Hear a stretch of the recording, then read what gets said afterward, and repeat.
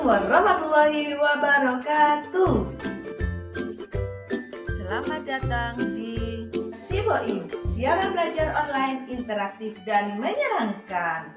Apa kabar anak-anak hari ini? Sehat semua? Alhamdulillah, luar biasa semangat. Hari ini anak-anak berjumpa dengan Bu Nurdiati. Kita harus tetap semangat belajar walaupun di masa pandemi anak-anak harus menjaga kesehatan supaya kita tetap belajar mendapatkan ilmu yang bermanfaat. Hari ini kita enaknya belajar apa ya? Aha, hari ini kita akan belajar tentang tema 1, subtema 1, pembelajaran 3. Sudah siap anak-anak? Sebelum kita mulai belajar, kita berdoa dulu supaya apa yang nanti kita laksanakan diberi kemudahan dan menjadikan ilmu yang bermanfaat. Untuk berdoa, dipersilahkan. Doa selesai. Semoga dengan doa tadi kita diberi pelajaran dan mendapatkan ilmu yang bermanfaat. Terus alat tulisnya jangan lupa ya dipersiapkan dulu. Silahkan. Belajar pada kegiatan hari ini, anak-anak diharapkan yang pertama mampu mengidentifikasi perkembangbiakan vegetatif pada tumbuhan, dan kedua mengidentifikasi ide pokok dan menuliskan kesimpulan. Siap ya? Anak, bagaimana kalau kita belajarnya di luar saja? Hawanya lebih sejuk dan kita sambil memandang pohon bunga yang ada di halaman sekolah kita. Ayo kita keluar. Keluar ternyata pemandangannya lebih bagus kan? Lebih sejuk udaranya membuat kita fresh dalam belajar. Nah, supaya anak-anak lebih semangat lagi dalam belajarnya, mari kita bernyanyi. Pasti semua anak-anak sudah bisa, yaitu lagu Lihat Kebunku. Siap? 1, 2, 3. Lihat kebunku penuh dengan bunga, ada yang putih dan ada yang merah. Setiap hari ku siram semua, mawar melati, semuanya indah. Tepuk tangan buat anak-anak semua karena sudah bernyanyi. Tadi setelah kita bernyanyi sambil melihat pemandangan yang ada, anak-anak bisa melihat berbagai bunga, berbagai tumbuhan yang tumbuh di halaman sekitar kita. Semua itu adalah ciptaan dari Tuhan Yang Maha Esa. Nah, anak-anak, hari ini berhubungan dari tadi dengan bunga, kita akan belajar tentang perkembangbiakan vegetatif pada tumbuhan. Siapa yang masih ingat materi tentang perkembangbiakan generatif? Iya, bagus sekali. Yang namanya perkembangbiakan generatif adalah perkembangbiakan makhluk hidup atau tumbuhan yang didahului dengan proses perkawinan atau pertemuan antara sel jantan dan sel betina. Nah, itu akan menghasilkan biji. Biji itulah yang kita pakai untuk berkembang biakan tumbuhan secara generatif. Bagus sekali masih ingat materi yang kemarin. Coba siapa yang masih ingat tentang bagian-bagian bunga? Ya, yang pertama ada dasar bunga, kemudian ada kelopak, kemudian bakal biji, tangkai putih, kepala putih, tangkai sari, kepala sari, benang sari, dan mahkota. Itulah bagian-bagian bunga lengkap. Bagus sekali. Selain berkembang biak dengan menggunakan cara generatif, tumbuhan juga berkembang biak dengan cara vegetatif. Apa saja caranya? Ayo kita cari tahu bersama-sama. Untuk perkembangbiakan vegetatif, apa artinya? Iya, lawan dari generatif tadi. Perkembangbiakan vegetatif adalah perkembangbiakan makhluk hidup atau tumbuhan tanpa diawali dengan proses perkawinan atau penyerbukan atau bertemunya antara sel jantan dan sel betina, sel putih dan sel benang sari. Berikutnya, untuk perkembangbiakan vegetatif terbagi menjadi dua, yaitu vegetatif alami dan vegetatif buatan. Vegetatif alami adalah perkembangbiakan tumbuhan atau makhluk hidup yang terjadi tanpa proses bantuan dari manusia. Sedangkan untuk vegetatif buatan adalah proses perkembangbiakan makhluk hidup atau tumbuhan yang memerlukan proses dibantu oleh manusia. Nah, dari keduanya punya cara masing-masing. Pengen tahu? Mari kita pelajari lebih lanjut. Kita tentang cara-cara perkembangbiakan pada tumbuhan. Coba perhatikan ini. Ibu punya satu tanaman. Apa ini? Betul sekali, itu adalah jahe. Ada yang tahu perkembangbiakannya pakai apa?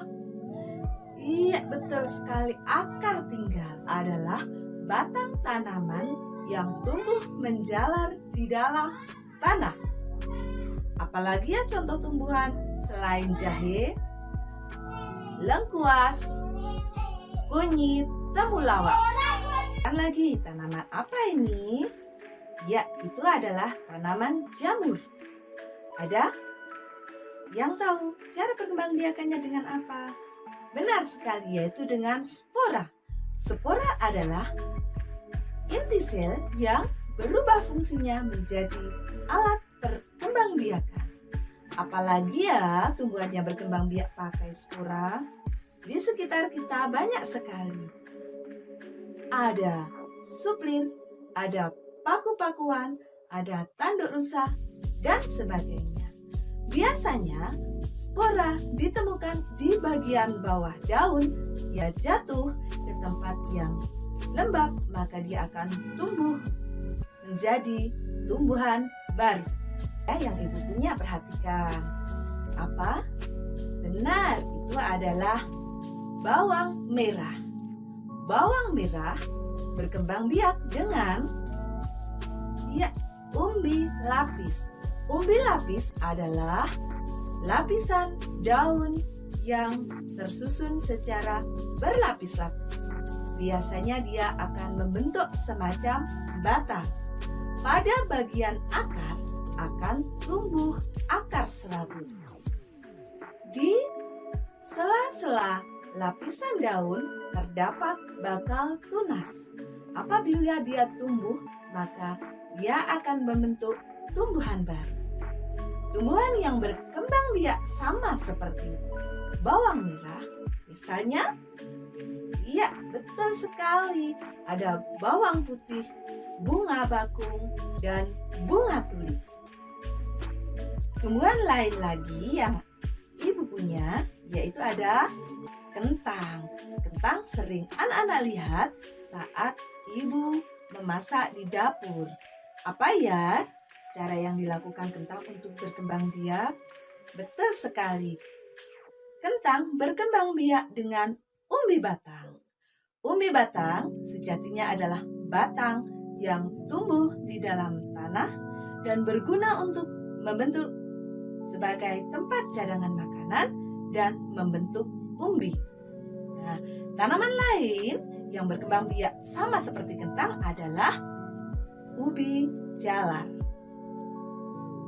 Tumbuhan lagi ini, ya itu ibu bawa dari dapur tadi. Apa? Wortel, betul.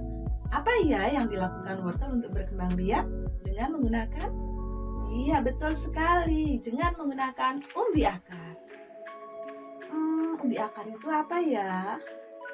Umbi akar sejatinya adalah akar yang berubah fungsi sebagai tempat cadangan makanan. Tanaman ini dia bisa memperbanyak diri atau untuk berkembang biak dia akan tumbuh tunas di bekas pangkal batang. Tumbuhan lain lagi yang semacam wortel itu ada singkong, bengkoang, dan dahlia. Tanaman berikutnya pasti anak-anak suka. Apa itu? Betul sekali, itu adalah Stroberi. Apa ya yang dilakukan stroberi? Cara perkembangbiakannya? Benar, stroberi berkembang biak dengan menggunakan geragi. Geragi adalah batang yang menjalar di atas permukaan tanah dan biasanya memiliki buku-buku. Di dalam setiap bukunya biasanya tumbuh akar serabut. Nah, tanaman yang semacam stroberi yang berkembang biak dengan geragi adalah tanaman pegagan, rumput teki, dan tanaman yang masih punya, yaitu apa? Benar, tebu. Rasanya bagaimana? Manis ya, biasanya dipakai untuk bahan pembuatan gula.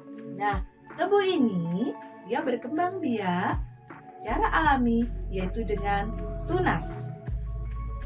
Tanaman lain yang perbanyakannya sama seperti tebu misalkan dilakukan oleh bambu. Ya, tunas bambu juga sering dimanfaatkan sebagai makanan. Ini ada lagi tanaman yang ada di sekitar kita. Biasanya ditanam di halaman. Apa ini? Benar, itu adalah cocor bebek. Tanaman cocor bebek berkembang biaknya dengan menggunakan tunas adventif. Tunas adventif adalah tunas yang tumbuh liar di luar bagian batang. Tunas adventif biasanya tumbuh di sekitar tepi daun atau di ujung akar. Yang menggunakan cara ini itu dimiliki oleh tumbuhan cocor bebek tadi, kemudian ada tumbuhan talok dan tumbuhan cemara serta tumbuhan sukun. Itulah tadi beberapa cara yang dimiliki oleh tumbuhan untuk berkembang biak secara vegetatif alami. Tentu saja masih banyak juga cara yang lain.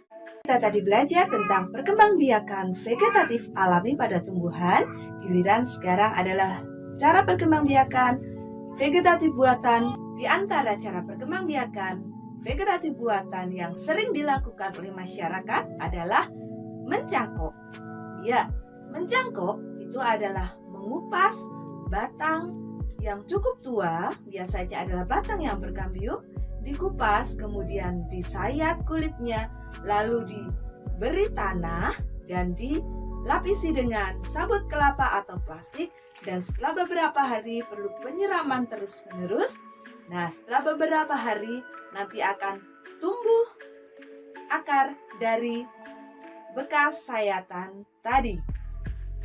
Tumbuhan yang biasanya dicangkok biasanya memiliki kambium. Misalkan ada tumbuhan alpukat, mangga, jambu, dan lain sebagainya. Yang biasa dilakukan yaitu dengan stek. Stek ada beberapa macam. Ada stek batang dan juga stek daun. Stek batang artinya menanam tanaman dengan memotong bagian batang yang cukup tua, lalu dimasukkan ke dalam tanah yang gembur, atau bisa juga sekarang dengan media air. Dari bekas potongan tadi, maka akan muncul akar dan tumbuhlah tanaman baru. Tumbuhan yang biasanya dikembangkan dengan stek batang adalah tanaman singkong, kemudian tanaman ketela rambat, dan juga bunga mawar, serta masih banyak lagi tumbuhan yang lain, yaitu stek daun. Stek daun biasanya kita menanam dengan memotong bagian daunnya, lalu ditancapkan ke tanah atau ditaruh begitu saja di atas permukaan tanah. Maka nanti di tepi daun atau di pangkal daun tersebut akan muncul akar dan tumbuh tunas baru. Nah, dari situ maka akan tumbuhlah individu baru dari tumbuhan tersebut. Biasanya yang dikembangbiakkan dengan stek daun adalah cocor bebek, sensifera, dan begonia, serta masih banyak contoh yang lain. Lagi yang bisa dilakukan adalah dengan merunduk. Merunduk artinya bukan dengan cara membengkokkan batang, kemudian taruh sampai di atas tanah, bagian bawahnya agak disayat dan nanti pada sayatan tersebut akan tumbuh akar. Adalah ada alamanda, apel, dan lain sebagainya. Setelah kita belajar tentang perkembangbiakan, giliran kita adalah membaca sebuah teks yang berhubungan dengan perkembangbiakan yang tadi kita sudah pelajari. Silakan simak teks berikut ini.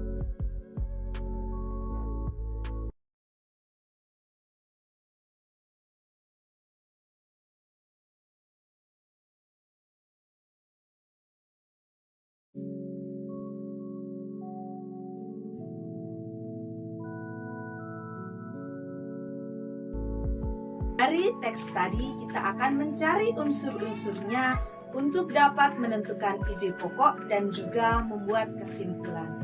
Yang perlu kita cari adalah kalimat utama, kemudian kalimat penjelas, ide pokok, dan kemudian akan menghasilkan suatu kesimpulan. Silakan simak penjelasan berikut ini. Merumuskan ide pokok dalam teks, bacaan terdiri dari beberapa paragraf. Biasanya penulisannya agak menjorok ke dalam. Paragraf memiliki kalimat utama yang ada di awal, di akhir, di tengah, atau di awal dan di akhir. Nah, dalam menentukan ide pokok dalam teks paragraf, kita harus membaca keseluruhan. Apa itu ide pokok, kalimat utama, dan penjelas? Ide pokok adalah ide atau gagasan yang menjadi pokok pengembangan suatu paragraf. Kalimat utama adalah kalimat yang di dalamnya terdapat ide pokok, dan kalimat penjelas adalah kalimat-kalimat yang menjelaskan kalimat utama. Sedangkan yang disebut sebagai kesimpulan teks adalah intisari dari seluruh bacaan. Dari itu adalah modal kita untuk mencari kesimpulan dari bacaan. Setelah memahami materi tersebut, nah kemudian ada suatu bacaan. Agar dapat mengerjakan yang tadi, bacaan harus dibaca dari awal sampai akhir dengan teliti. Masing-masing dicari kalimat utamanya, kemudian kalimat penjelas, dan ditentukan ide pokok setiap paragraf. Baca dengan cermat teks tersebut. Bacaan tadi kita dapat kalimat utama yaitu mencangkok merupakan salah satu cara memperbanyak tanaman melalui perbanyakan vegetatif. Ini terdapat pada kalimat pertama.